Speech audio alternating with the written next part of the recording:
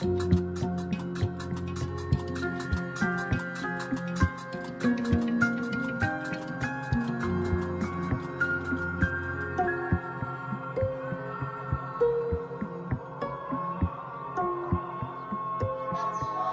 Coran, de l'arabe al-Quran, qui signifie récitation ou lecture, est le livre fondateur de l'islam, une religion partagée par plus d'1 milliard de fidèles dans le monde.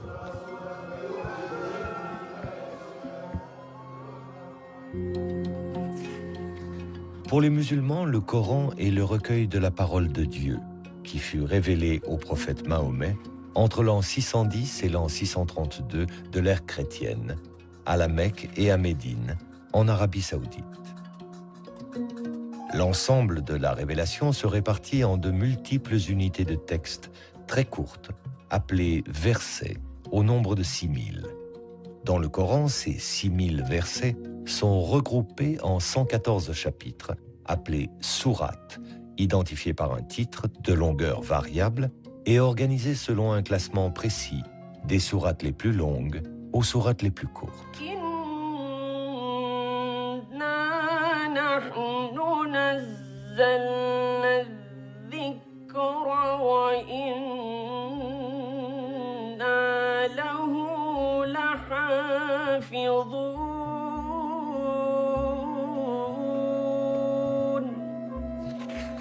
Pour la tradition musulmane, Dieu lui-même est le gardien du Coran.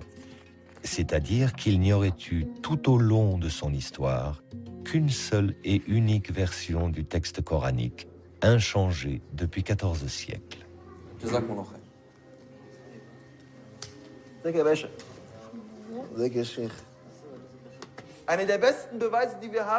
L'une des meilleures preuves que nous ayons, c'est le fait que tous les Corans dans le monde entier soient concordants. Le Coran qu'on lit au Maroc est le même que celui qu'on lit en Chine, et celui qu'on lit en Arabie Saoudite, le même qu'on lit ici aujourd'hui en Europe ou en Afrique du Sud. Où que l'on aille, quelle que soit la direction vers laquelle on regarde, c'est toujours le même Coran.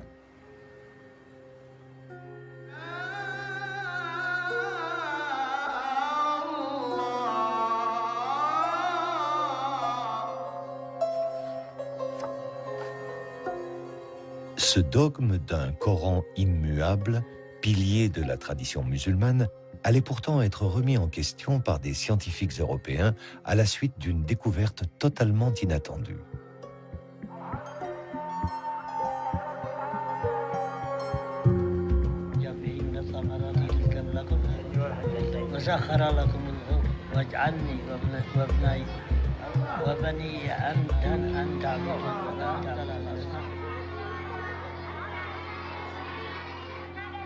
En 1972, le toit de la grande mosquée de Sanaa, la plus ancienne de la ville, s'effondre et laisse apparaître une sorte de cache où se trouvaient dissimulés depuis des siècles des milliers de parchemins.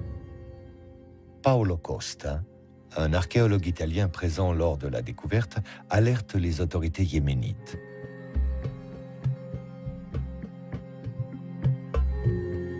Il s'agirait de fragments de Corans anciens. Une équipe de chercheurs européens procède à une datation au carbone 14 et confirme. Ces fragments datent du tout premier siècle de l'islam, vers l'an 680 de l'ère chrétienne.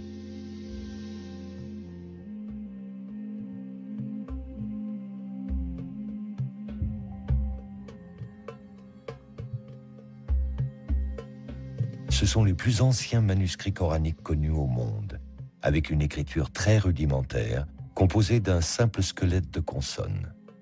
Un fonds inestimable aux yeux des scientifiques européens pour la connaissance de l'histoire du livre saint de l'islam. Ce fonds est actuellement en cours d'étude et c'est par ce biais que l'on a eu de nouvelles informations sur la transmission du texte coranique dans les premiers temps de l'islam.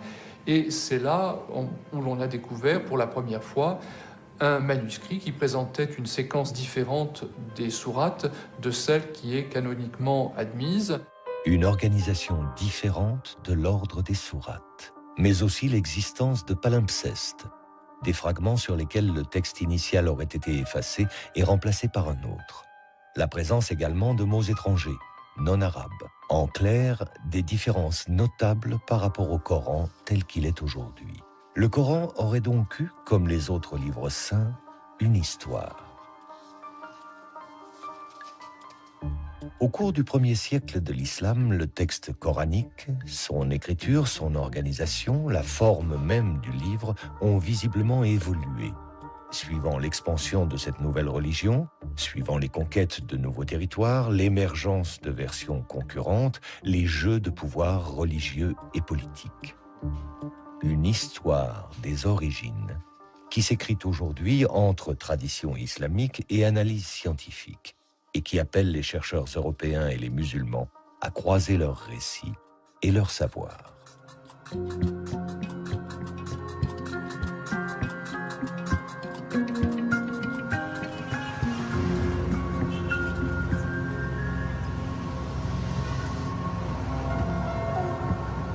Ferid Haider est étudiant à l'Université libre de Berlin, au département des langues sémitiques et arabes. Mais en tant qu'imam, il est à ce titre porteur de la tradition musulmane. Un enseignement qu'il a reçu à l'Université Al-Azhar du Caire, haut lieu du savoir islamique.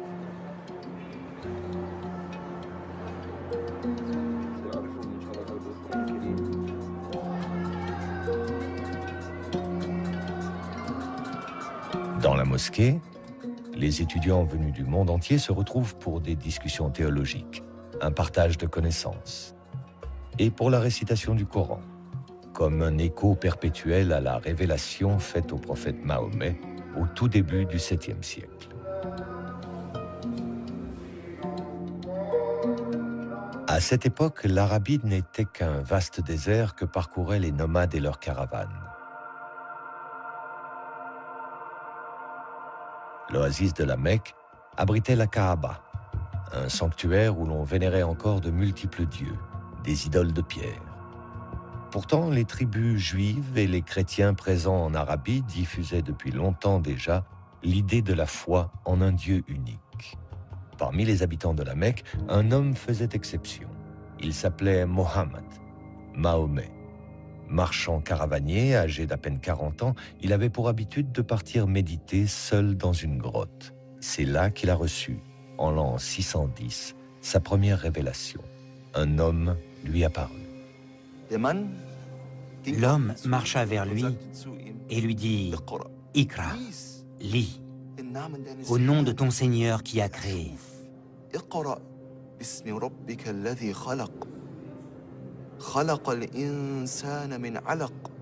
Qui a créé l'homme d'une adhérence.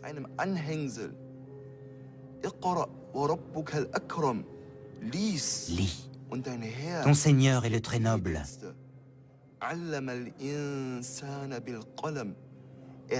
Qui a enseigné par la plume.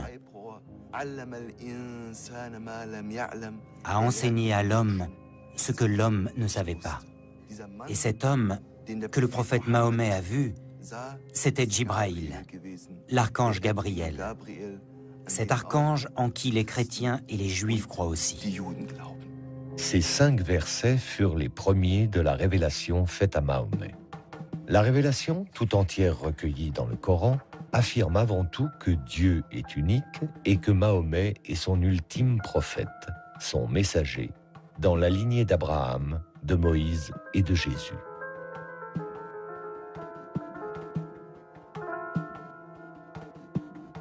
Elle aborde aussi les grands thèmes de la soumission à Dieu, de la récompense des fidèles ou du jugement dernier. Elle annonce enfin la venue d'une communauté nouvelle, celle des musulmans, et édicte les lois qui vont la régir sur le plan des rituels religieux, de l'organisation sociale, de la politique. Au fur et à mesure qu'il les recevait, Mahomet partageait ses révélations avec Khadija, sa femme, puis avec son cousin Ali et ses amis proches, qui allaient former son premier cercle de fidèles, les compagnons. Ensemble, ils apprenaient par cœur chacune des révélations que le prophète continuait de recevoir. Ils les récitaient inlassablement pour ne rien en oublier.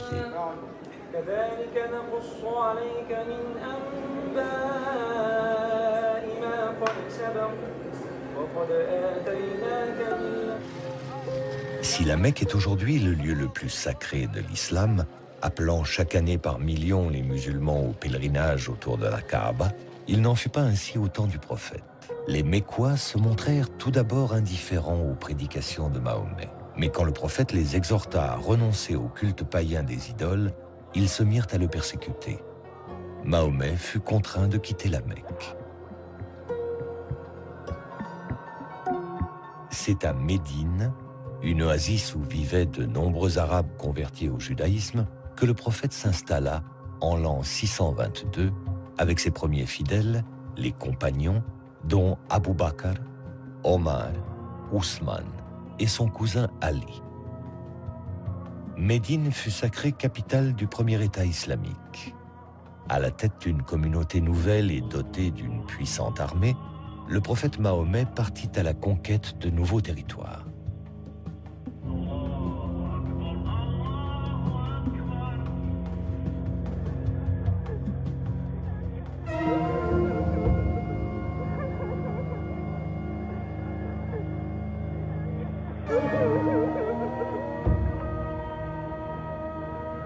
Le prophète meurt en l'an 632. À sa mort, la presque totalité de la péninsule arabique s'était ralliée à la foi monothéiste de l'islam.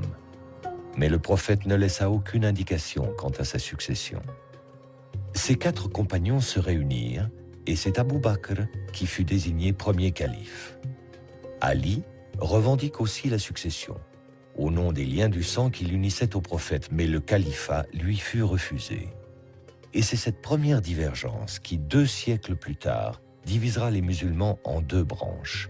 Les sunnites, aujourd'hui majoritaires dans le monde, qui s'attachent à la lignée des califes Abu Bakr, Omar et Ousmane, et les chiites, qui se rattachent à Ali. Alors qui, une fois le prophète disparu, allait prendre l'initiative de la mise par écrit du Coran? Qui allait faire des révélations un véritable livre? Avec quelle volonté? Strictement religieuse ou déjà politique? Et dans cette transcription de la parole de Dieu, quelle sera la part de l'intervention humaine?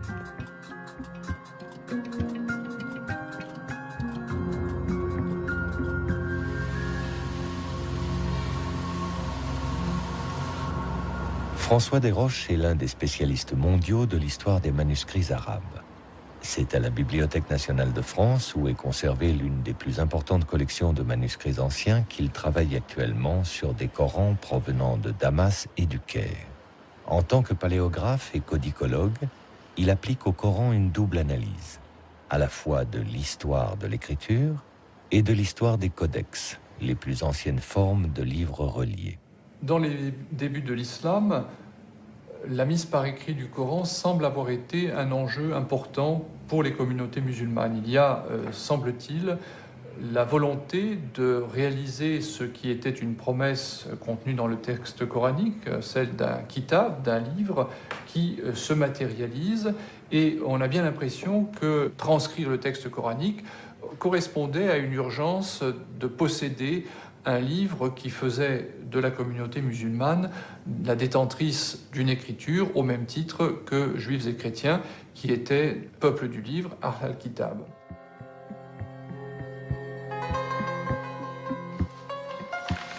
Le manuscrit arabe 328 est l'un des plus anciens exemplaires du Coran aujourd'hui connu. Écrit sur du parchemin, de la peau de mouton, il est daté de la seconde moitié du 7e siècle.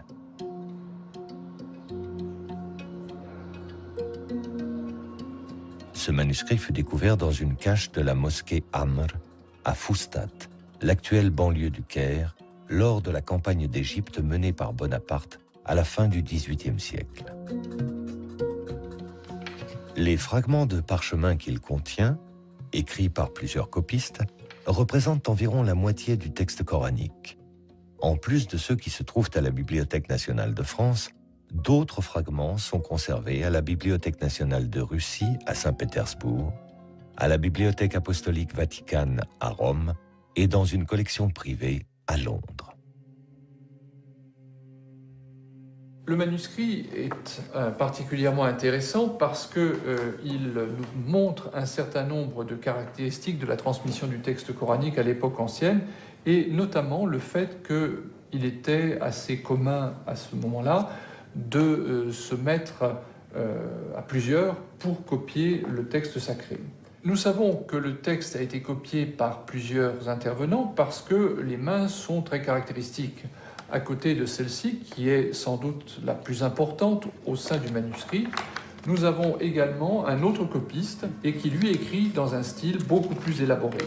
L'écriture est de type Hejazi, du nom du Hejaz, la région d'Arabie où se trouvent la Mecque et Médine. C'est l'une des notations les plus anciennes de la langue arabe, constituée uniquement d'un squelette de consonnes et donc d'une lecture très difficile. Il n'existait pas ou peu de signes qui permettent de distinguer des lettres identiques. Les voyelles brèves non plus ne sont pas notées. Quant aux sourates, elles n'étaient pas identifiées par un titre, mais juste par un espace vide qui les séparait. À l'évidence, par rapport au Coran actuel où la ponctuation, l'organisation du texte ne laisse place à aucune imprécision, les premiers manuscrits coraniques, avec leur écriture rudimentaire, pouvaient être source d'erreurs de lecture, voire d'interprétations différentes du texte sacré. Mais pour les premiers musulmans, le recueil de la parole divine pouvait-il courir ce risque ? Ce que l'on sait de l'usage de l'écriture dans l'Arabie ancienne, je veux dire par là l'Arabie du 7e siècle de notre ère, montre que ce que l'on souhaitait avant tout quand on utilisait l'écriture, c'était disposer d'un aide-mémoire, c'est-à-dire non pas quelque chose qui permettait une lecture autonome, mais un support pour permettre de retrouver le texte mémorisé par l'utilisateur et capable de subvenir à d'éventuelles défaillances de mémoire en lui donnant les moyens de retrouver le texte lui-même. C'est en tous les cas ainsi que plusieurs spécialistes expliquent les débuts de la notation, par exemple de la poésie arabe, qui se faisait avec des aides-mémoires qui n'étaient pas destinés à circuler comme des livres, mais plutôt comme des notes. Pour le Coran, il semble qu'il en a été de même et que ce que l'on cherchait avant tout quand on était en train de copier un texte comme celui que j'ai sous les yeux, c'était d'avoir grosso modo un fil directeur pour retrouver le texte lui-même.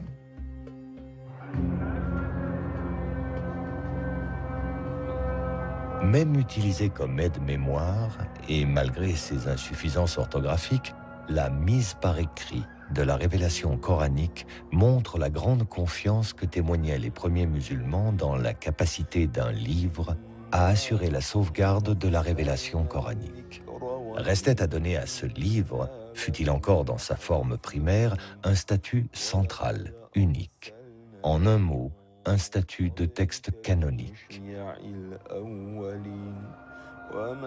C'est à cette tâche que s'est consacré le calife Ousmane, troisième successeur du prophète Mahomet, et dont le récit de la tradition musulmane a établi précisément les conditions et les enjeux. À l'époque du calife Ousmane, l'empire islamique s'est considérablement étendu. Au nord, vers les provinces de Cham, l'actuelle Syrie, mais aussi à l'est, vers les provinces de Perse, et à l'ouest, vers l'Égypte. Ces conquêtes ont incorporé à l'empire des populations converties à l'islam, mais ne maîtrisant pas la langue arabe. Et voilà pourquoi il y eut parmi les musulmans des désaccords concernant la récitation du Coran, notamment dans des endroits très éloignés de la Mecque et de Médine, ces berceaux de l'islam. Et les musulmans commencèrent à se disputer, en particulier lors de 2 batailles contre les Arméniens et les Azéris. Et l'un des plus proches compagnons du prophète Mahomet, qui portait le nom de Hudayfa, était présent lors de ces batailles. Et quand il s'en revint après avoir vu ces conflits entre les musulmans, il alla sur le champ retrouver Ousmane ibn Affan, qui était le calife de l'époque. Et il dit à Ousmane ibn Affan: « Oh Ousmane, sauve cette Oumma, sauve cette communauté avant qu'elle ne se divise et avant qu'elle ne se dispute au sujet de son livre, comme l'ont déjà fait les Juifs et les chrétiens avant eux.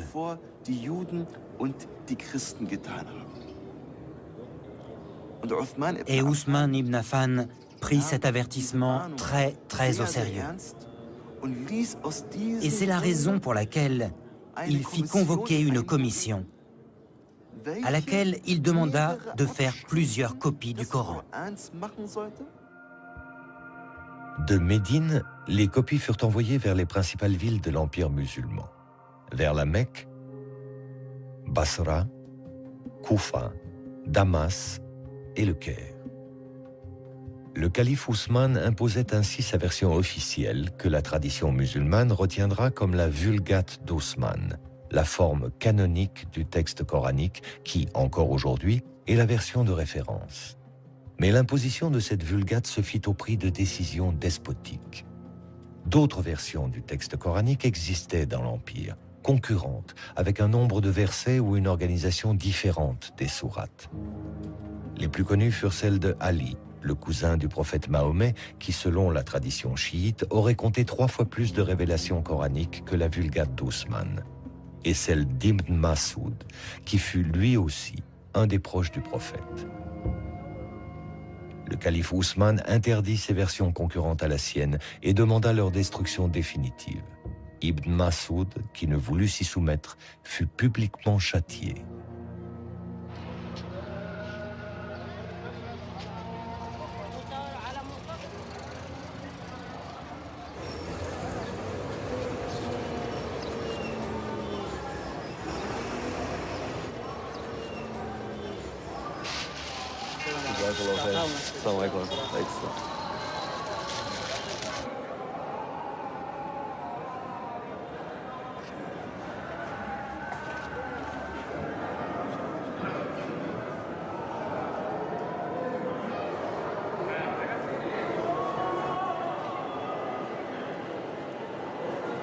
La Vulgate ousmanienne, objet de foi autant que de pouvoir, fut portée au rang d'objet de dévotion par la tradition musulmane.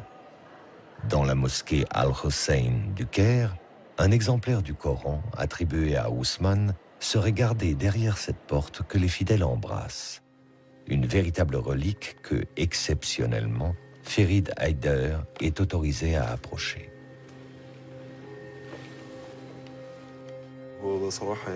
À vrai dire, c'est un très grand moment pour moi. Ceci est bien l'un des exemplaires du Coran qui a été écrit à l'époque d'Ousmane. Que Dieu soit satisfait de lui. Tout simplement, on s'accorde pour dire que ce Coran est l'une des 6 copies que le calife Ousmane avait ordonné d'écrire. On peut voir les pages et prendre connaissance de cette écriture. Il est grand au nom d'Allah. Il n'y a ni ponctuation ni voyelle. Bismillah.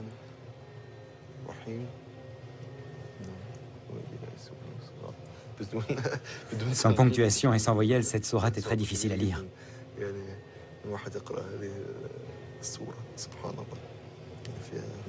Je peux voir la dernière page?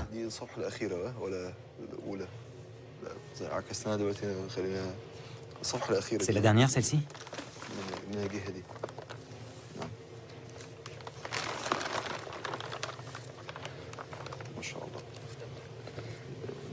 C'est la dernière. C'est la sourate An-Nas, les hommes, n'est-ce pas? Oui, gloire à Dieu. C'est grandiose, c'est incroyable quand on y pense. Que ce Coran ait été écrit de la main de l'un des vénérés compagnons. Que Dieu soit satisfait d'eux. Il y a d'autres informations que l'on doit connaître au sujet de ce Saint-Coran? Ce Coran pèse 80 kg. 80 kg, c'est très lourd. Oui, c'est très lourd. Et il fait combien de pages? 1087 feuillets.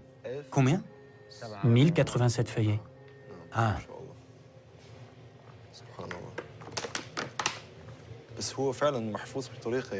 Franchement, la conservation est superbe. Il a plus de 1400 ans, c'est vraiment très ancien. Si vieux et malgré cela, gloire à Dieu, on dirait qu'il a été écrit il y a à peine 100 ans. Dieu est grand, c'est merveilleux. On dit qu'il y a des taches de sang dans ce Coran. Je ne sais pas à quelle page elles se trouvent. Pourtant, elles existent bel et bien, mais j'ignore où.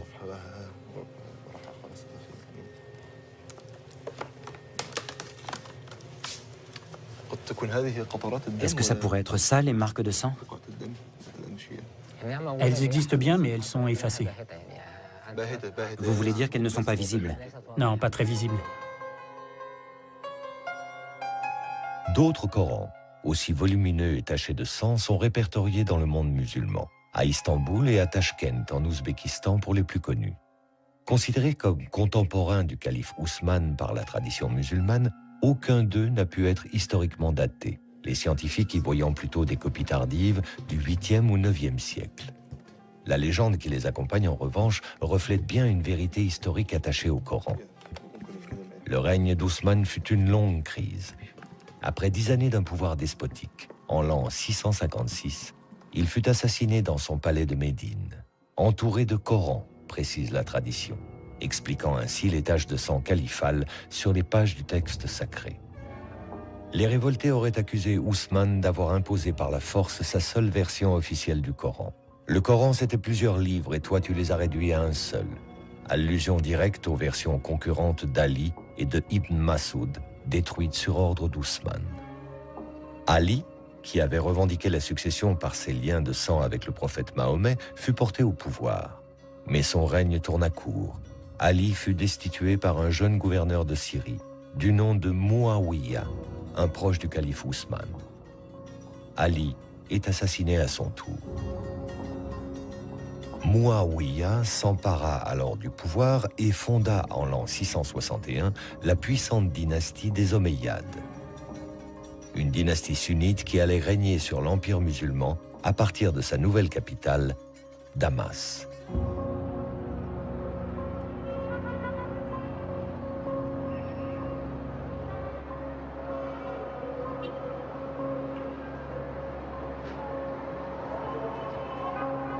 Trente années à peine après la mort du prophète Mahomet, et une fois mise en place une première version canonique du texte sacré par le calife Ousmane, le Coran allait, sous les Omeyyades, entrer dans la seconde phase de son histoire.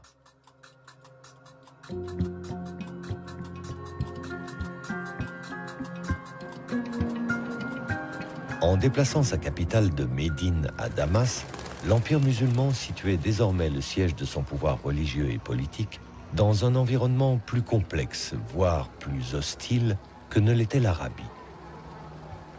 Il fallut d'abord faire face à la révolte des chiites, menée par le fils d'Ali, Hussein, qui sera massacré à Karbala, en Irak, décapité par les armées omeyyades lors d'une bataille.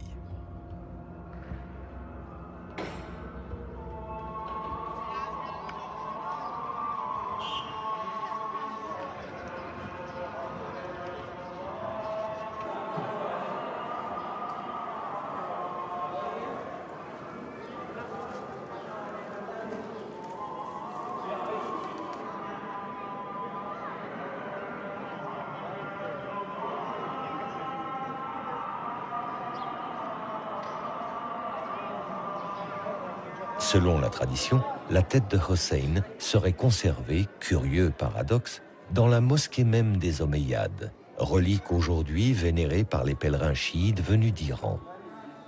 Avec le massacre de Hussein, les Omeyyades ne mettaient pas fin à la lignée chiite, mais ils amorçaient une victoire future, symbolique. Les chiites allaient reconnaître la Vulgate d'Ousmane comme texte coranique officiel et unique pour l'ensemble de la communauté musulmane. L'autre défi, d'importance, se trouvait du côté de Byzance et de son puissant empire chrétien gréco-oriental, lui-même héritier de l'Empire romain. Les conquérants arabes musulmans lui avaient déjà ravi les provinces de Syrie et d'Égypte, mais pour le calife Muawiyah, l'influence de Byzance sur la Méditerranée restait un obstacle pour lui qui voulait porter l'islam vers l'Ifriqiya, la porte de l'Afrique du Nord.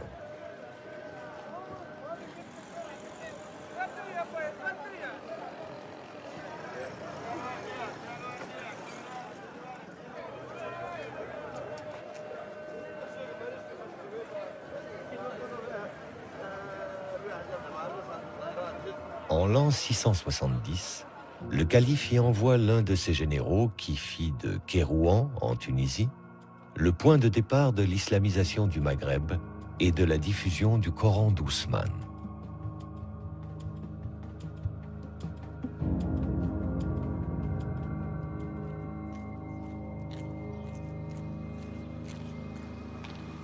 Le général y édifia une grande mosquée et les fidèles musulmans nouvellement convertis y furent regroupés autour du seul et unique Coran d'Ousmane.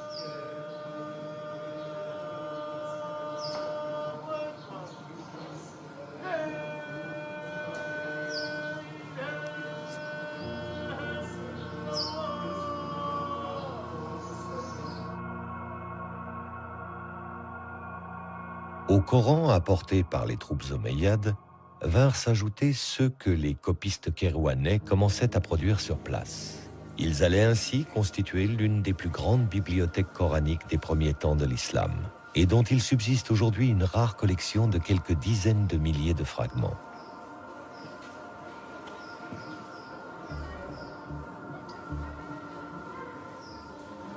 Parmi eux, 2 exemplaires historiques de Coran de l'époque omeyyade. Considérés aujourd'hui comme patrimoine de la ville, témoins de l'histoire de Kérouan, l'analyse de ces Corans anciens fut récemment confiée à François Desroches.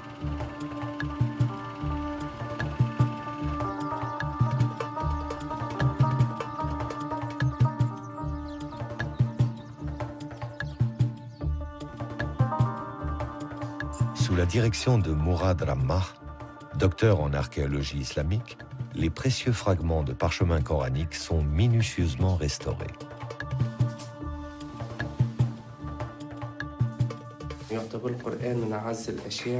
Le Coran est considéré comme l'une des choses les plus précieuses pour la communauté musulmane. Le Coran occupe une place très particulière dans le cœur de chaque musulman. C'est pourquoi, lorsque je restaure un manuscrit sur lequel sont écrits des versets du Coran, cela éveille un autre restaurateur en moi. Quand je restaure un manuscrit, en général, j'essaie de faire la plus belle restauration possible, de la plus belle forme, pour que le manuscrit se conserve au mieux. Mais quand je restaure un manuscrit coranique, ça me procure un sentiment de plénitude, un sentiment de bonheur réellement indescriptible. Car on préserve une chose investie d'une valeur culturelle et humaine qui, pour l'islam, est unique.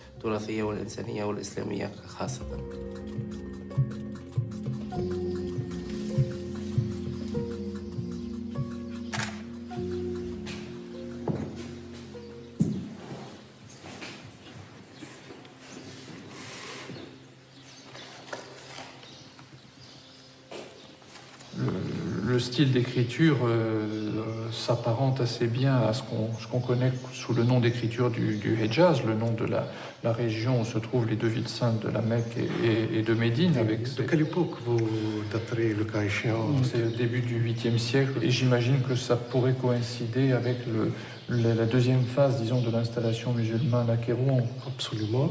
Ça aurait pu effectivement être un des moyens d'islamisation du pays avec cette présence d'une collection de Coran à la grande mosquée de Kérouan. Il y a sans doute eu une volonté de faire durer ce manuscrit.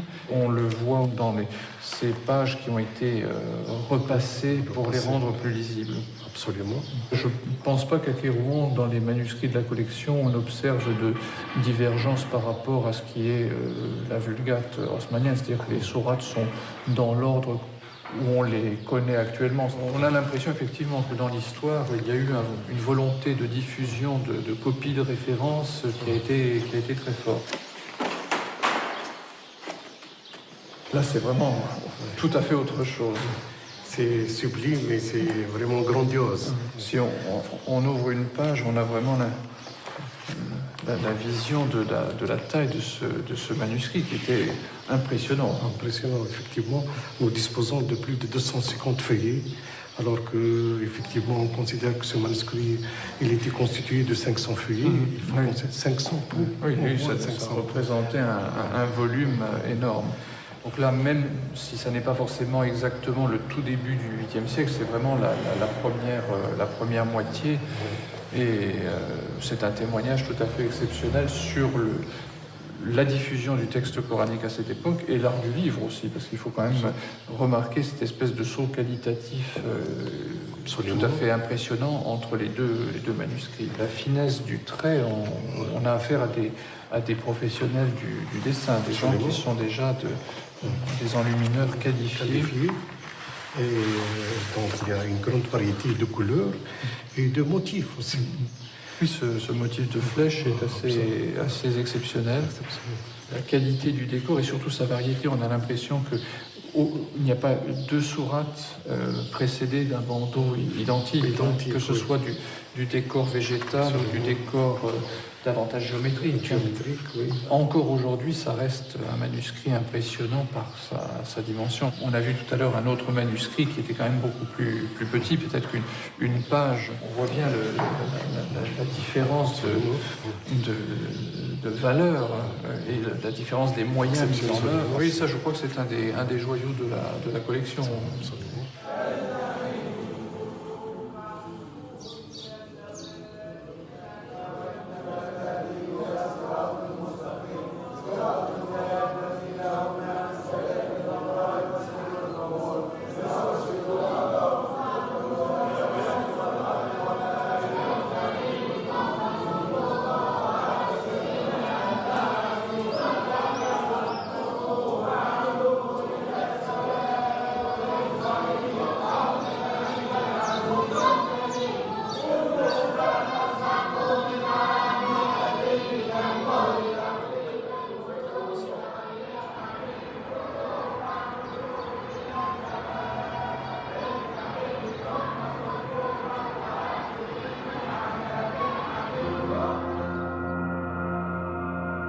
Avec des territoires conquis de la Méditerranée aux confins de l'Asie centrale, l'islam pouvait affirmer sa puissance face à l'empire chrétien de Byzance comme troisième et dernière religion révélée.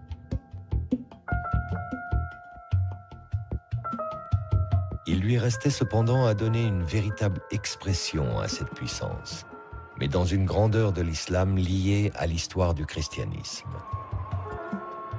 L'artisan en sera Abd al-Malik, le calife le plus flamboyant de la dynastie des Omeyyades. Il fit de l'édification des premiers monuments de l'islam et de la réforme du Coran les deux piliers de son règne qui débuta en l'an 685.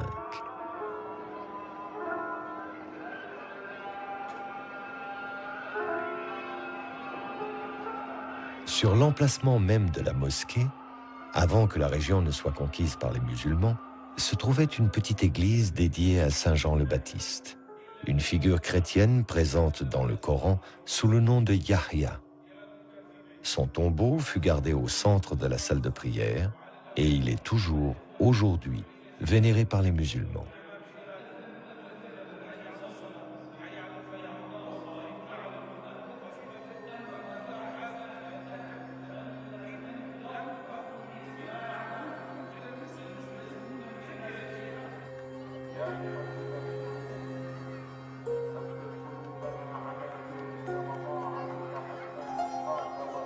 La présence des chrétiens en terre musulmane s'est également traduite dans l'art des décors omeyyades, dont la grande mosquée de Damas témoigne encore et que François Desroches vient observer aujourd'hui, cherchant à en établir le lien entre l'architecture et les Corans omeyyades, dont un en particulier, rarissime, qui fut découvert à Sanaa en 1972. Les décors vont être sans doute la façon la plus directe de percevoir les changements qui sont opérés et qui introduisent une synthèse entre le savoir-faire des sujets chrétiens ou juifs de l'Empire arabe et les besoins des nouveaux maîtres. On fera appel à des artisans et des artistes chrétiens, certains seraient même venus prêtés par l'empereur byzantin, et les décors qu'ils vont installer sont bien sûr marqués par la culture qui est la leur, adaptés naturellement aux exigences particulières du monde musulman.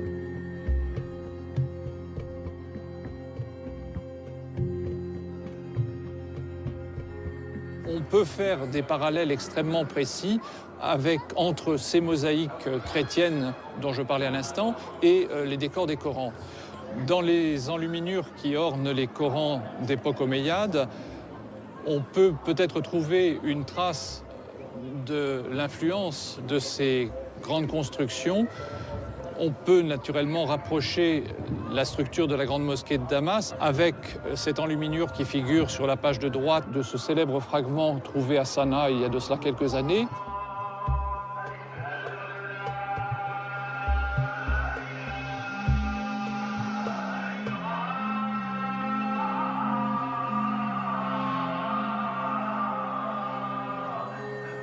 Dans un empire où les musulmans non arabes sont désormais majoritaires, il fallait, pour le pouvoir omeyyade, souder la communauté musulmane, lui donner une cohérence, une unité. Comme lors des califats précédents, le Coran en sera l'outil. Mais plus comme un simple aide-mémoire, comme il a pu l'être jusqu'alors avec son écriture rudimentaire.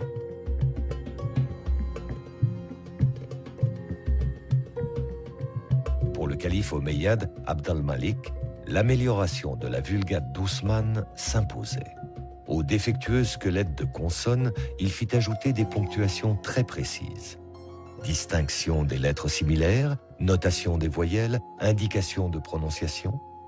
Ainsi complété, le texte coranique ne pouvait plus prêter à des erreurs de lecture ou à des interprétations contradictoires ou dissidentes.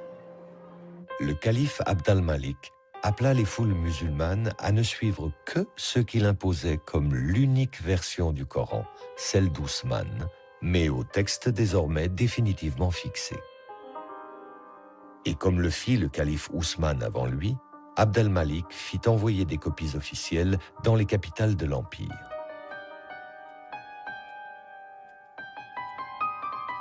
Moins d'un siècle à peine après la disparition du prophète Mahomet, l'islam, au même titre que les deux religions révélées, détient son livre. L'œuvre du calife Ousmane et sa volonté d'un Coran unique et unifié sont enfin accomplies.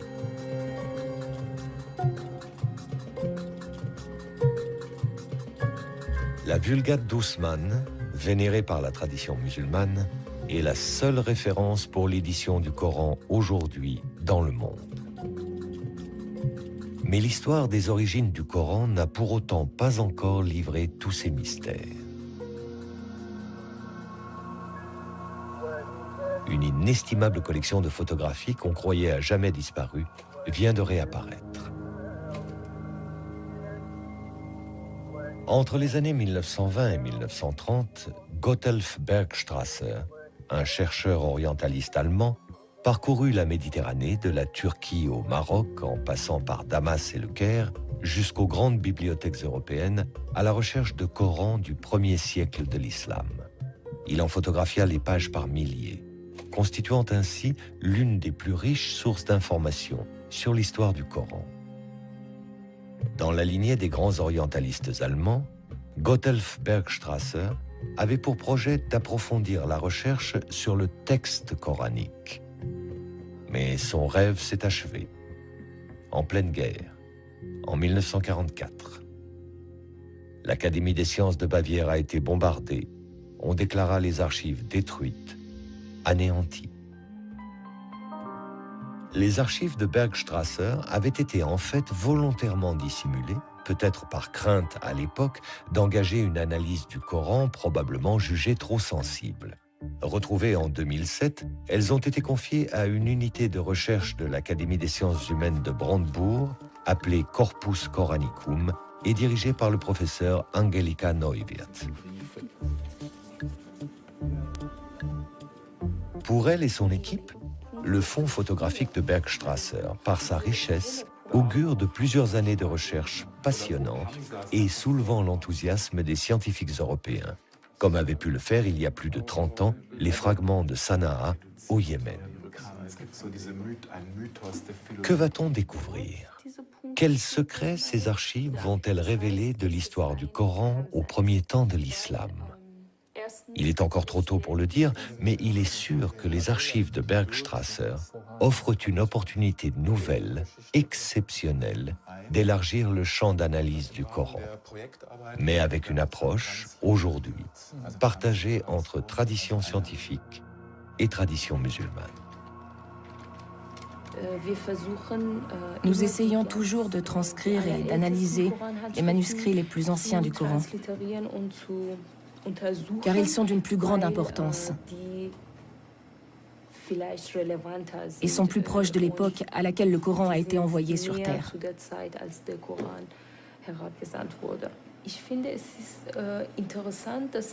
Il me semble intéressant que les musulmans s'impliquent eux aussi dans ces travaux. D'abord pour savoir quelles sont les recherches menées ici, avec quelle méthode, et ce que l'on pense du Coran en Occident. Ensuite, si les musulmans prennent part à ces études orientalistes, cela leur permettra peut-être de faire changer des opinions parfois défavorables à l'islam et au Coran, qui sous-entendent que tout cela est faux et falsifié.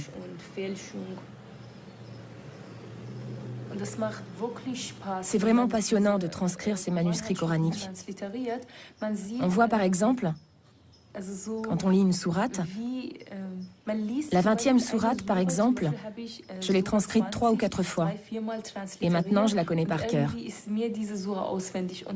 Et petit à petit, je comprends ce qu'ont ressenti à l'époque les gens qui lisaient le Coran. Moi, je trouve que c'est très utile de collecter des manuscrits et de les examiner. C'est très important pour les musulmans, parce que, en tant que musulmans, nous partons bien sûr du principe, comme il est dit dans le Coran d'ailleurs, que c'est Dieu qui a préservé le livre, avec les moyens dont disposent les hommes, bien sûr. J'aurais peut-être une autre question. Comment ressens-tu finalement, en tant que musulmane, le fait de participer à un tel projet qui est quand même dirigé et qui a été mis en place par des orientalistes, c'est-à-dire par des scientifiques non musulmans? Cela ne m'a jamais vraiment posé de problème. Il est vrai que nous avons une autre approche du Coran. Nous le percevons vraiment en tant que livre saint. Et nous y voyons notre religion.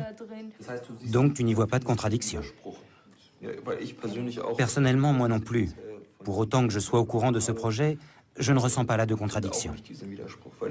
C'est vrai. Parce que ces gens travaillent de façon très objective. Et scientifique. Et ils ont un point de vue scientifique. Et je ne pense pas que nous, en tant que musulmans, devions avoir de problème avec une approche scientifique. Oui. Parce que je pense qu'en tant que musulmans, nous devons peut-être tout simplement avoir, ou trouver, la force d'aborder la question sous un angle scientifique. Oui, absolument. Ne serait-ce que pour montrer que nous n'avons pas peur. Parce que si je dis que je ne veux pas d'une approche scientifique, que ça me suffit de croire que ça vient vraiment de Dieu et que ça n'a pas été falsifié, c'est un signe extérieur de faiblesse. Oui. Ça voudrait dire que j'ai peur que cela mette en évidence quelque chose qui ne serait peut-être pas très bon pour nous, musulmans, ou pour l'islam, parce que cela contredirait ce en quoi nous croyons. Mais je n'ai aucun souci là-dessus. De toute façon, en Allemagne, les orientalistes sont toujours des Allemands. Et je trouve que ce ne serait pas mal que les musulmans aient un jour la possibilité d'y prendre part. Un peu, oui. Absolument. L'un de nos premiers objectifs est de partager nos propres constatations ou nos propres points de vue sur le Coran avec des musulmans. À long terme, nous espérons bien sûr pouvoir fédérer autour d'une idée qui n'est d'ailleurs pas neuve, à savoir que l'on peut mettre nos deux traditions sur un même plan et que l'on peut tirer des enseignements de toutes les deux. Ce qu'il nous faut, c'est une interaction. Ce qui, face à la mondialisation, devrait d'ailleurs être le cas depuis longtemps. Interaction entre deux traditions du savoir qui peuvent en quelque sorte s'aligner. En ce sens, nous sommes dans le même bateau que les musulmans. Et nous ne voulons en aucun cas pratiquer notre recherche coranique de façon, comment dirais-je, académique.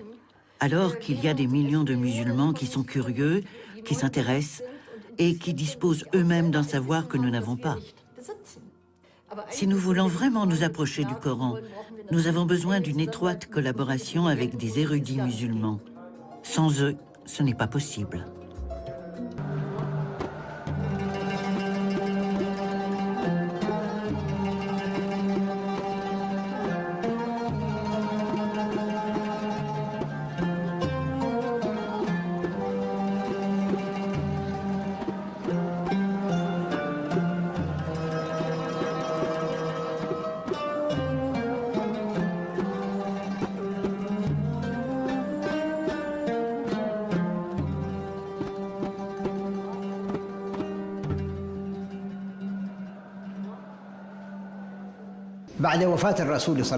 Après la mort du prophète, Dieu le bénisse et lui accorde le salut, quelle attitude allait-on adopter? Et y a-t-il une personne que le prophète ait désignée pour commander aux musulmans après lui? Au sens étroit du terme, il est clair qu'il n'y avait pas une personne en particulier qui aurait pu être véritablement le successeur du prophète. La succession met en lumière le double caractère de tout État musulman à venir, le caractère religieux et le caractère politique. Du point de vue religieux, Mahomet ne pouvait avoir de succession, puisqu'il est le sceau de la prophétie. Après lui, il n'y a pas d'autre prophète. Là où il peut y avoir succession, c'est dans le domaine politique, succéder au guide, au leader de la communauté. Là, il y a eu un litige. Je ne dirais pas un conflit. Les partisans de Médine, bien sûr, ont dit « Ce pays est le nôtre et nous avons donné asile aux émigrés. Il serait donc normal que la succession nous revienne. » Un homme entra dans la mosquée et dit « Les Médinois se sont réunis dans le vestibule des Saada et ont fait allégeance à Saad, leur chef. » Abou Bakr se leva et sortit avec Omar, laissant Ali auprès du prophète. En entrant dans le fameux vestibule, ils y trouvèrent réunis tous les Médinois qui leur parlèrent ainsi. « Nous voulons nommer comme chef l'un des nôtres.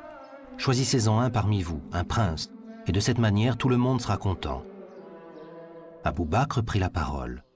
Et après avoir cité tous les versets du Coran faisant l'éloge des Médinois, il ajouta « Mais vous savez que le prophète a dit « La fonction de présider appartient aux Mécois Koraïchites. » Les partisans médinois s'écrièrent « S'il faut absolument un Koraïchite, nous désignerons Ali, le gendre du prophète. C'est le plus renommé d'entre les Koraïchites. » Mais Omar dit alors à Abou Bakr « Étends la main et reçois notre serment, car tu es un respectable Koraïchite et le plus digne. » Et Omar lui prêta serment. Alors les Médinois, honteux de leur résistance, se précipitèrent vers Abou Bakr et prêtèrent devant lui le serment d'allégeance. Mais ce qu'on peut dire à propos de cette réunion, c'est qu'elle marquait le début du conflit qui allait traverser l'État arabe médiéval. Un conflit politique et culturel. Ce conflit devrait nous permettre de découvrir les prémices des différents schismes religieux et intellectuels. Ces courants ne sont qu'une réaction à ce qui s'est passé pendant cette réunion du vestibule. Et nous allons constater que cet état de fait va se refléter dans la lecture du texte coranique même. Lorsque la nouvelle se répandit à Médine, Abou Soufian, l'ancien chef des Koraïchites païens, converti lors de la prise de la Mecque, dit à Ali « Pourquoi abandonnes-tu le pouvoir à Abou Bakr, qui est du clan le plus insignifiant d'entre les Koraïchites? Quant à moi, je n'y consens pas. » Ali répliqua « Il y a longtemps que tu es l'ennemi de l'islam. » Abou Bakr, informé du propos d'Abou Soufian, fit appeler le fils aîné de celui-ci et lui confia le gouvernement de la province de Syrie. Apprenant la promotion de son fils, Abou Soufian vint le soir même faire allégeance au premier calife. Le corps du prophète gisait abandonné dans sa maison. Occupé à cette affaire de succession, personne ne songeait à son enterrement.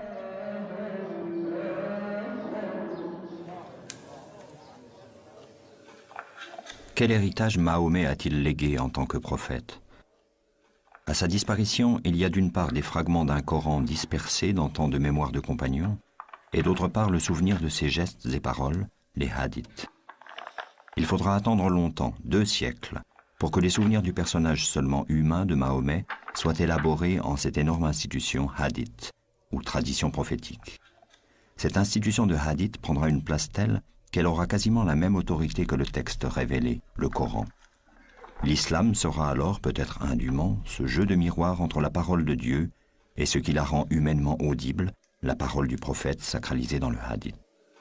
Une des erreurs concernant le prophète qui a contribué à la pétrification de l'islam durant les siècles qui ont suivi, c'est la sacralisation des hadiths, c'est-à-dire de ses paroles et de ses faits et gestes. Les sunnites considèrent tous les compagnons comme des témoins infaillibles et presque comme des demi-dieux. C'est ce que je pense et j'espère ne pas me tromper. Car ils les considèrent comme des guides qui ne se trompent jamais. Et ceci n'est pas une vision objective. Il faut être réaliste. Même les compagnons du prophète étaient d'abord des politiques. Quand le prophète est mort, on s'est réunis chez les Saada. Et ceux qui étaient chez le prophète et qui ont entendu parler de cette réunion s'y sont précipités. On dit que le prophète n'a été enterré que 3 jours après sa mort. C'est historique. Donc la vision objective, c'est celle du Coran qui considère les compagnons comme des êtres humains qui peuvent commettre ou non des erreurs et que Dieu jugera. Donc les politiques se partageaient le pouvoir et luttaient pour l'avoir. C'est dans ce contexte que des hadiths ont été rajoutés, qui donnent un caractère surhumain à un simple individu qui disait « Je ne suis qu'un homme ». La tradition insiste sur le fait que Mahomet distinguait bien, quand il parlait, l'ordre du révélé et les paroles qui étaient les siennes en tant qu'homme. Il interdisait que celles-ci soient d'une manière ou d'une autre consignées. Pourtant, beaucoup plus tard, à la lumière de cette affaire de succession, un hadith va opérer comme un symbole et devenir une jurisprudence politique. بقولكم قصة صغيرة حدثت مع السيدة فاطمة بنت رسول الله عليه الصلاة والسلام مع سيدنا أبو بكر اللي هو الخليفة الأول من خلفاء الرسول عليه الصلاة والسلام. القصة إنه المسلمين كانت غنائمهم كبيرة كتير من خيبر، وكان الرسول عليه الصلاة والسلام له حصة من هي الغنائم اللي هي كانت أرض فدك، وأرض فدك معروف إنه هي أرض خصبة فيها أشجار مثمرة وما إلى ذلك. فبعد وفاة الرسول عليه الصلاة والسلام راحت السيدة فاطمة إلى أبو بكر الصديق باعتباره الخليفة الأول لرسول الله وبإيده أمر المسلمين كلهم. شو قالت له؟ طالبت بحصتها من ماذا؟ من أراضي خيبر أو من ميراث والدها. فذهبت إلى سيدنا أبو بكر وطالبت بذلك. لكن أبو بكر شو قال لها؟ قال لا والله إني لسمعت رسول الله عليه الصلاة والسلام يقول نحن معاشر الأنبياء لا نورث ما تركناه صدقة. Dès la mort de Mahomet, pratiquement toute l'Arabie va contester la religion qu'il a apportée. Mettant en cause le pilier de l'aumône obligatoire, la zakat, les provinces d'Arabie vont diriger les armes contre un pouvoir central à peine né. Ce violent reniement, dont l'un était dirigé par une femme prophétesse, Soujah, va être vigoureusement réprimé par le premier calife Abou Bakr. Telle sera la seule réalisation de son court mandat, qui aura duré 20 mois. Les Koraïchites ont été à l'avant-garde pour réprimer la rébellion qui a éclaté à la mort du prophète.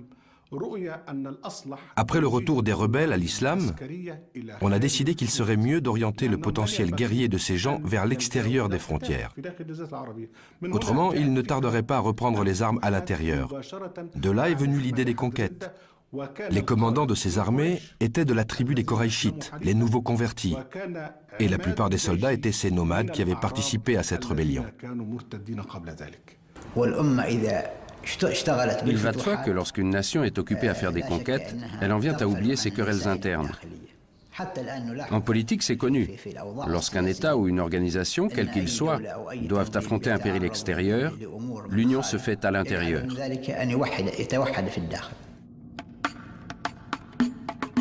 Deux puissances sont considérées comme opposées à l'islam. La Byzance chrétienne trinitaire et la Perse zoroastrienne. Face à ces deux adversaires, les musulmans vont donner un autre sens à la notion de djihad. Jusque-là, notion générale qui désignait dans le Coran et pour Mahomet n'importe quel combat contre le mal, que ce mal soit en soi-même ou partout autour de soi. Vers 637, après avoir conquis l'empire perse chancelant, Omar, au nom de ce même djihad élargi, affrontera Constantinople. Quant au fait que l'islam se soit répandu par la force, si nous cherchons dans le Coran pour voir si l'islam ordonne l'utilisation de la force, dans les versets du Coran et la Sunna, la tradition du prophète, nous voyons bien qu'il n'y a aucune obligation à se convertir à l'islam. Aucune contrainte. Quand le Coran parle des objectifs du combat, il dit « Combattez dans la voie de Dieu contre ceux qui vous feront la guerre. Combattez-les jusqu'à ce que vous n'ayez point à craindre la tentation. » Il les met en garde contre la perte de leur liberté de croyance, afin que les musulmans ne soient pas opprimés et qu'ils ne soient pas détournés de leur foi.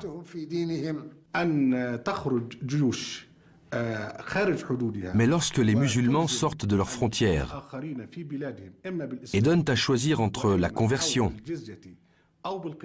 le paiement d'une dîme ou le combat, cela n'a rien à voir avec la législation coranique.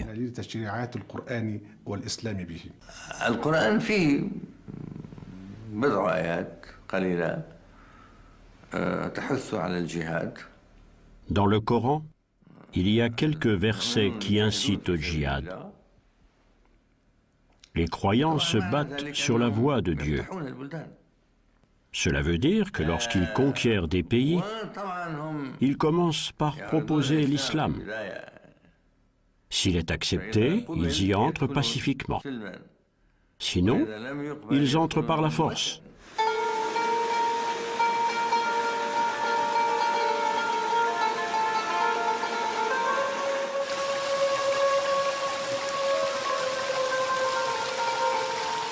Les incroyants n'ont-ils pas vu que les cieux et la terre étaient cousus, et que nous les avons décousus, que de l'eau nous avons donné vie à toute chose? Sourate 21, verset 31.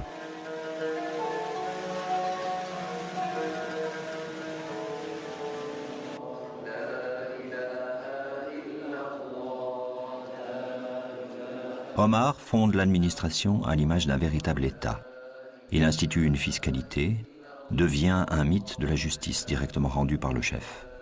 Après 10 ans de califat, Omar mourra assassiné par un esclave tueur à gages. Si le Coran a recommandé la consultation générale, Shura, dans tout ce qui concerne les affaires publiques, y compris la désignation du pouvoir suprême, Omar a laissé un testament politique désignant seulement 5 notables qui nommeront son successeur, le 3e calife Othman. La carte de l'expansion sera jalonnée par les tombeaux des compagnons combattants, qui deviendront des lieux d'attachement et de souvenir à l'islam originel, celui de Mahomet.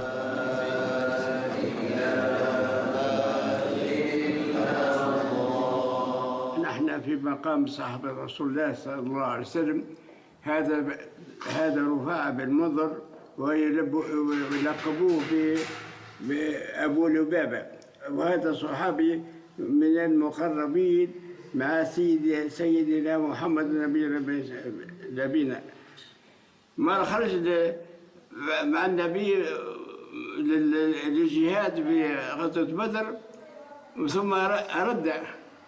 ثم رد من ثنية قال يا أبا لبابة أرجع للمدينة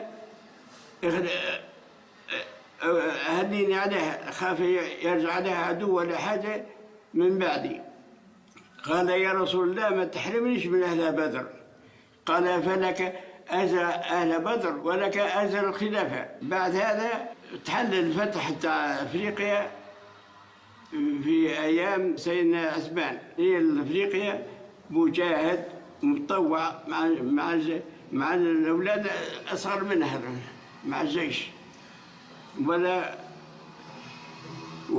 وقتها هو عمره تقريبا 75 عام وانا صرت مرضى من قريب القابس هني يقول بطراح يقول في مطرح وادي الغيلان توفى ثم جابوه جاب سنين الظهر هذه كانت البقعة هذه فارغة دفنوه هذه يقول لها ظهرة الصويدة.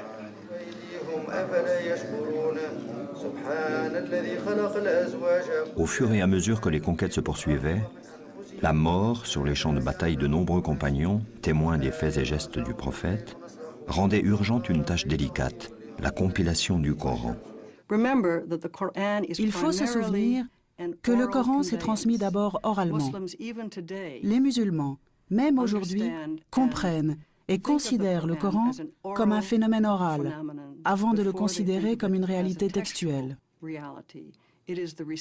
C'est la récitation qui est l'expérience la plus authentique et la plus profonde que l'on puisse avoir du Coran.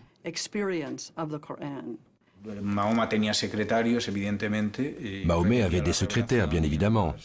Il leur répétait la révélation qui était alors transcrite sur les matériaux qu'il trouvait à portée de main. Mais il n'y avait pas de véritable ordonnancement. Il y avait des lectures, mais c'était surtout une tradition orale. Les fidèles de la première heure apprenaient et connaissaient par cœur le Coran. Le souci de rassembler ces fragments épars du Coran originel dicté par le prophète a sans doute été celui d'Abou Bakr, puis d'Omar. Ils ont certainement l'un et l'autre tenté d'en faire un recueil. Mais ni l'un ni l'autre n'ont eu l'intention de réaliser une structure organisée de sourates. En ce qui me concerne, je suis persuadé que le Coran était à cette époque-là dans l'ordre qu'on lui connaît actuellement pour ce qui est de l'enchaînement des versets dans chaque chapitre. Et je ne crois pas qu'il y ait certains versets qui ne figuraient pas encore dans certains chapitres. Je crois donc que le Coran était là en entier, sauf que les sourates étaient dispersées. Là une sourate, là 2 sourates, là 10. Le Coran a donc été rassemblé du vivant du prophète, mais il était encore sous forme de feuillets épars. La collecte du texte coranique a peut-être commencé pendant les dernières années de la vie de Mahomet, mais elle sera plus active et plus conséquente plus tard, sous le règne d'Omar, et plus particulièrement sous celui d'Othman.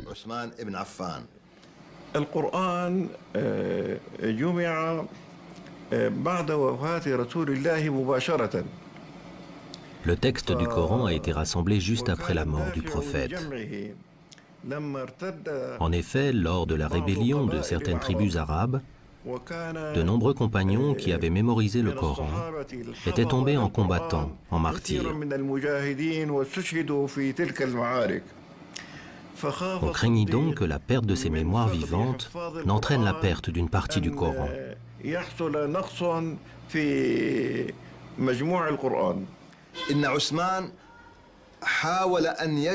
Othman a essayé de collecter toutes les planches sur lesquelles étaient écrits les versets du Coran. On entend par planches les peaux d'animaux sur lesquelles on a écrit les versets.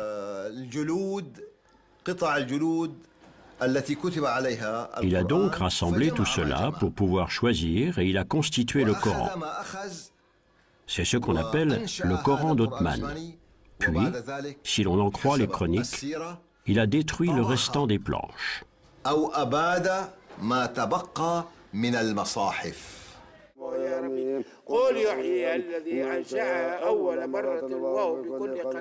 Le compagnon Hudayfa combattait aux confins de l'Arménie. Revenu de l'expédition, il se précipita dans la maison du califat sans même, disent les chroniques, avoir pris le temps de rentrer chez lui. Il tint au calife ce langage. « Accours au secours de cette nation avant qu'elle ne périsse. » « Et de quoi serait-elle menacée » demanda Othman. « Il s'agit du livre de Dieu. J'ai participé à l'expédition d'Arménie qui a rassemblé des combattants venus d'Irak, de Syrie et du Hidjaz. Et j'ai vu les hommes s'affronter. J'en ai entendu qui s'accusaient d'apostasie. Nous allons droit, j'en ai peur, à un désaccord au sujet de notre livre comme celui que juifs et chrétiens connaissent au sujet des leurs.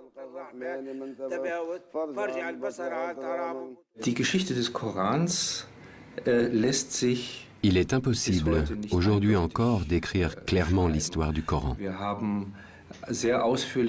Nous avons des versions très détaillées qui nous viennent de la tradition islamique, mais il y a à l'intérieur du Coran des éléments qui indiquent qu'il n'a pas été écrit d'un seul jet.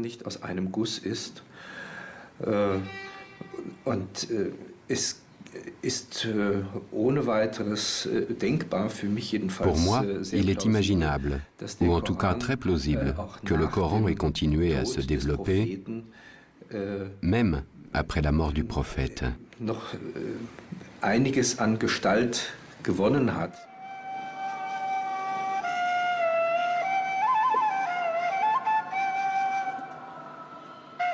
Louange à Dieu, souverain de l'univers, le clément, le miséricordieux, souverain au jour de la rétribution. C'est toi que nous adorons, c'est toi dont nous implorons le secours. Dirige-nous dans le sentier droit, dans le sentier de ceux que tu as comblés de tes bienfaits, de ceux qui n'ont point encouru ta colère et qui ne s'égarent point. Première sourate, la Fatiha.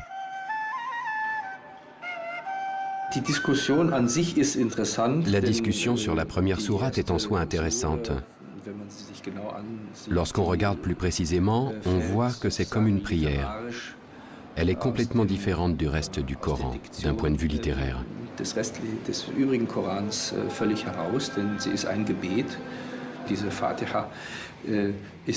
Cette Fatiha, cette ouverture, n'est sûrement pas apparue après Mahomet.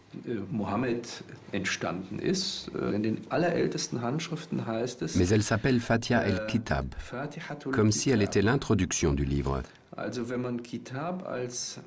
Ce qui ne veut pas forcément dire que c'est la première sourate du livre, mais plutôt le chapitre d'invitation.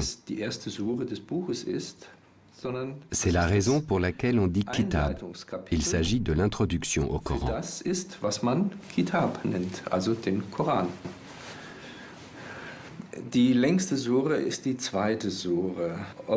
La plus longue des sourates est la seconde. Or, si on observe sans parti pris cette sourate, on s'aperçoit que c'est un assemblage de répétitions, un assemblage de sujets qui s'entrechoquent brutalement. On pourrait presque dire que cette sourate donne l'impression de réunir tous les versets laissés pour compte dans la rédaction du Coran.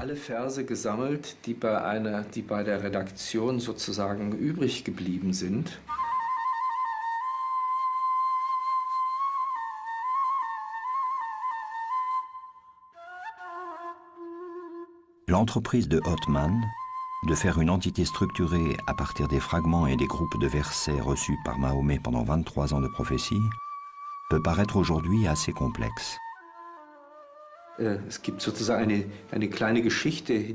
Il y a pour chaque verset du Coran une sorte de petite histoire qui raconte comment cette révélation est advenue. Ainsi, nous pouvons dire que nous connaissons sa continuité historique. Pourquoi n'a-t-on pas suivi cet ordre historique dans le plan du Coran ? Le texte, tel que nous le connaissons, est le reflet d'une décision, d'une mise en ordre, qui sont pour une bonne part artificielles. L'ordre choisi n'est pas inhérent au matériel narratif, au matériel coranique lui-même. Les sourates sont disposées, dans une large mesure, de la plus longue à la plus courte. Mais on aurait aussi bien pu faire l'inverse.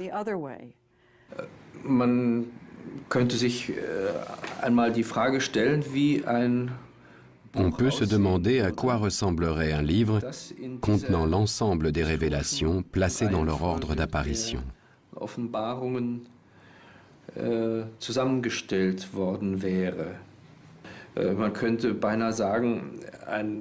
On pourrait presque dire qu'un ordonnancement historique du Coran inverserait l'ordre actuel qui est basé, entre guillemets, sur la longueur des sourates.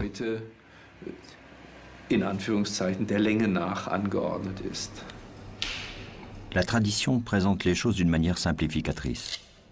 Othman, initiateur de ce grand projet, en vertu de sa position de calife, désignera une commission de 5 anciens secrétaires du prophète.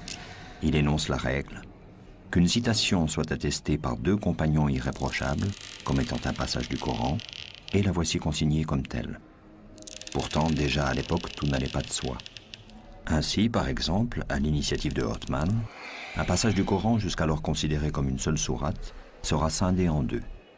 L'une des deux sourates portera le nom de sa tribu, Quraysh. C'est un exégète fort connu, Ibn Kathir, qui l'affirme ainsi, pour donner à sa tribu glorieuse le privilège d'une sourate portant son nom dans le Coran. La structure voulue par Othman a ceci d'étrange qu'en offrant une infinité d'entrées à ce livre, elle le rend sujet à toutes les interprétations possibles. D'aucuns disent qu'il y a là une raison majeure qui a conduit à l'assassinat de Othman.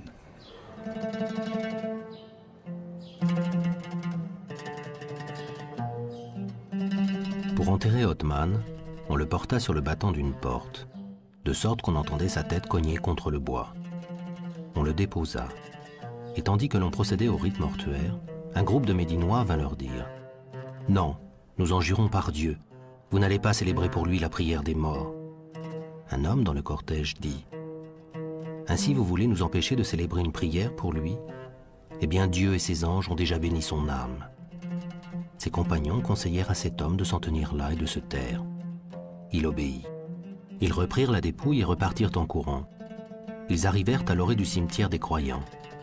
Un Médinois vint à leur rencontre et dit « Par Dieu, non, vous ne l'enterrerez pas dans le carré de l'envoyé de Dieu, et nous ne vous laisserons pas célébrer pour lui la prière. » Ils s'en furent. Arrivés au cimetière juif, ils creusèrent un trou et célébrèrent la prière.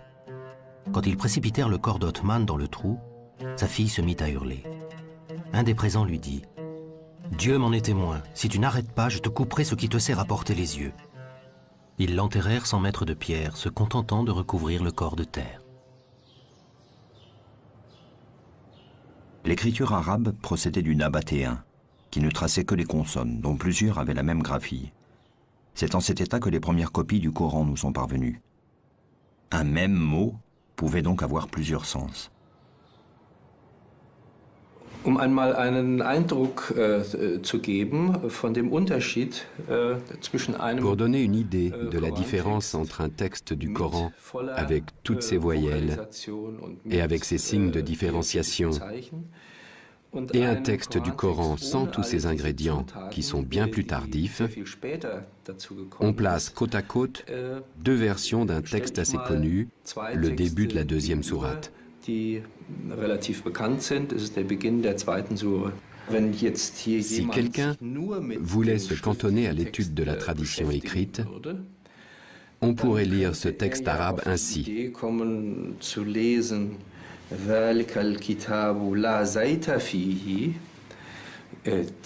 livre ne contient pas du tout d'huile d'olive.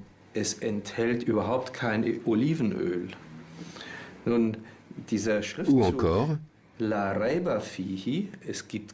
ce livre ne contient pas le moindre doute. Si on n'a qu'une connaissance théorique, on lira ce livre ne contient pas du tout d'huile d'olive. Il faut donc connaître la tradition orale pour pouvoir le lire avec certitude. Mais il y a aussi des cas où la tradition orale n'a visiblement pas suffi. Et on trouve, à certains endroits, des interprétations extrêmement différentes du texte fondateur de l'islam.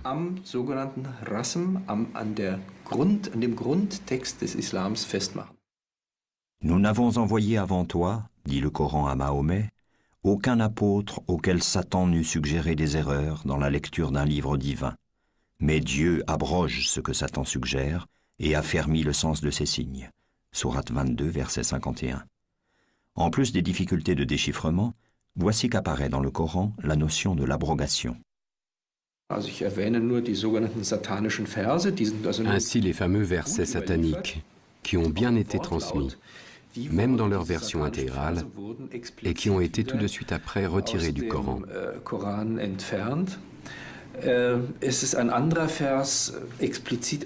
Il y a un autre verset qui a été éliminé, le verset de la lapidation, qui est en outre fondamental pour les juristes.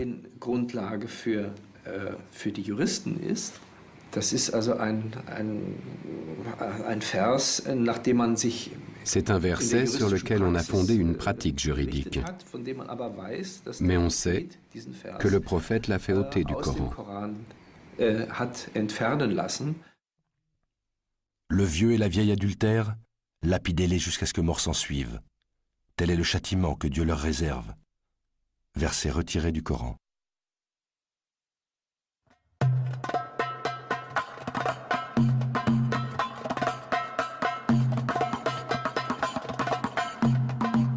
Une fois le texte stabilisé, les sciences coraniques procéderont par de nombreux mécanismes à une stricte codification pour l'exégèse.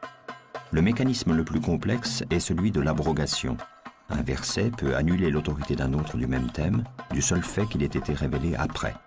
Par exemple, le verset 260 de la sourate 2 dit « Nulle contrainte en religion, voici que la raison émerge de l'égarement ». La portée de ce verset, quand il s'agit de justifier une guerre idéologique, est limitée, voire totalement annulée, en référence à un verset plus tardif, désigné par les exégètes comme étant le verset du glaive. Les mois sacrés expirés, tuez les idolâtres partout où vous les trouverez. Faites-les prisonniers, assiégez-les et guettez-les dans toute embuscade. Mais s'ils se convertissent, s'ils observent la prière, s'ils font l'aumône, alors laissez-les tranquilles, car Dieu est indulgent et miséricordieux. Sourate 9, verset 5. Le Coran est clair, mais cette clarté est devenue obscurité. Nous l'avons abrogé. Il n'y a pas de contrainte en religion. Jésus dit dans l'Évangile, « Lequel de vous allumera une lampe et la mettra sous le boisseau ?» Il doit la mettre à un endroit élevé pour qu'elle éclaire le monde entier. Le concept « nulle contrainte en religion » est la lumière qui éclaire le monde. Et nous avons abrogé cela. Nous nous sommes abrogés. Nous avons abrogé les prophètes. Nous avons abrogé l'esprit humain avec la pratique de la contrainte. C'est un crime à l'encontre de l'homme, à l'encontre de Dieu et à l'encontre de l'histoire. En islam, il n'y a pas de différence entre la sphère du profane et la sphère du religieux, entre ce qui est à César et ce qui est à Dieu. La charia, la loi coranique, veut que Dieu gère tous les rapports qui règlent la cité des hommes. La législation ici dessine les champs du licite et du permis.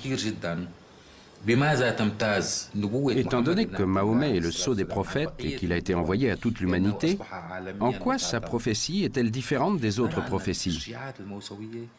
Les lois de l'Ancien Testament ont été édictées pour des situations particulières. En revanche, les lois édictées dans le livre de Dieu à Mahomet sont fondées sur le principe des limites. Pour bien vous expliquer cela, prenons par exemple un terrain de football. Ce terrain a des contours extérieurs. Le jeu se passe à l'intérieur du terrain et si le ballon sort, l'arbitre siffle. Il y a des règles du jeu sur le terrain, mais il y a des milliards de possibilités de jeu. Par exemple, il a dit « Vous couperez les mains des voleurs, hommes ou femmes ». La limite du châtiment, c'est le fait de couper la main. Mais en dehors de cela, il y a des millions d'autres possibilités. Mais gare à ne pas dépasser la limite, car alors tu deviendras un barbare et un sauvage.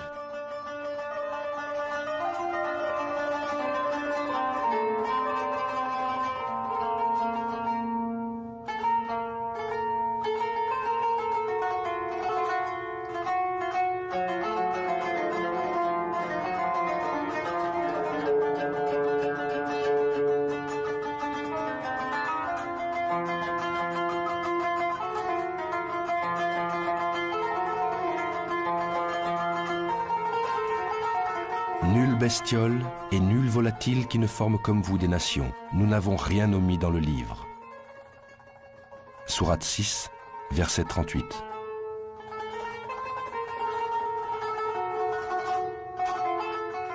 Dieu n'a rien omis dans le livre, sauf que la perception des prophètes, comme de tous les humains, est soumise à des lois naturelles de compréhension.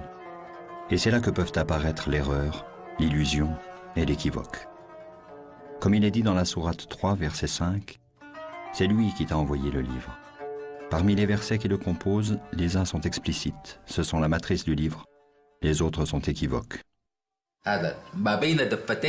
Entre les deux planches de la couverture du livre, tout est la révélation reçue par Mahomet. Tous ces versets sont mis ensemble, puisque tous ont été révélés à l'envoyé de Dieu. Seulement, ils sont de deux sortes, les versets explicites et les versets équivoques. Le Coran, dans un verset, insiste sur le fait qu'il y a des versets équivoques, c'est-à-dire ambigus, et des versets dont l'énoncé est clair et le sens absolu. Ce verset est l'un des plus importants dans le Coran. Et il a ouvert une porte que plus personne ne peut fermer à une lecture ouverte du texte coranique.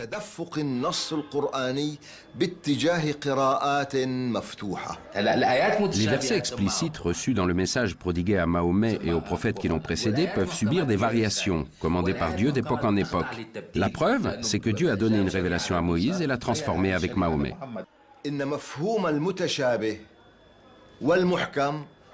Le Coran ne désigne pas explicitement quels versets sont équivoques et quels versets sont explicites. Le Coran ne les définit pas de façon absolue. Leur signification reste ouverte. En conséquence, ce verset, dont le but était de différencier entre équivoque et explicite, est lui-même équivoque, c'est-à-dire ambigu, ce qui élargit l'horizon du texte coranique.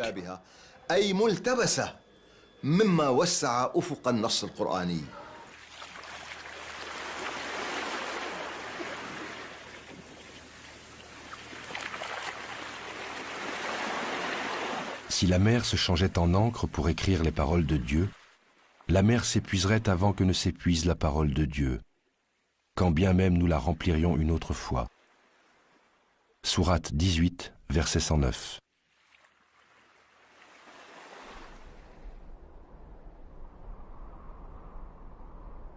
En 656, après la mort de Othman, de très nombreux points de fuite vont se dessiner à l'occasion de la Fetna, la sanglante guerre civile du début de l'islam.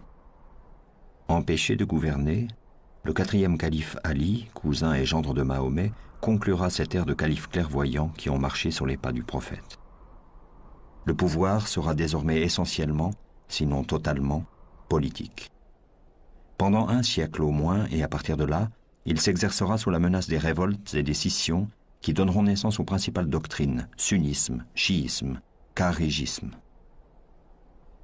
Par-delà ces dissensions, la figure de Mahomet se maintient vive et comme encore présente dans les cités, les villages et chez le petit peuple. Portrait du prophète, d'après Tabari. Il était de taille moyenne, ni très grand, ni très petit. Son teint était d'un blanc rosé, ses yeux étaient noirs. Les cheveux de sa tête étaient longs et lui allaient jusqu'aux épaules, ils étaient noirs. Sa barbe qui entourait tout son visage était bien fournie. Son nez était droit, ses dents écartées. Son cou était blanc, son dos était charnu et robuste. Entre les deux épaules, il avait une excroissance de la grandeur d'un dirham, entouré de poils non clairsemés, mais touffus. Au fil des siècles, l'islam de Mahomet ira à la rencontre des peuples du monde. De l'Espagne à l'Inde, de Byzance au Maghreb, de la Perse aux profondeurs de l'Afrique et de l'Asie. C'est toute une civilisation riche de savoir, de science, de culture et de spiritualité qui se bâtit. Aujourd'hui, plus d'1 milliard d'hommes et de femmes se réclament d'un même livre, le Coran, d'un même prophète, Mahomet, et d'un Dieu unique qu'ils partagent dans le message de Moïse et de Jésus, au-delà des conflits et de l'ignorance, avec d'autres femmes et d'autres hommes.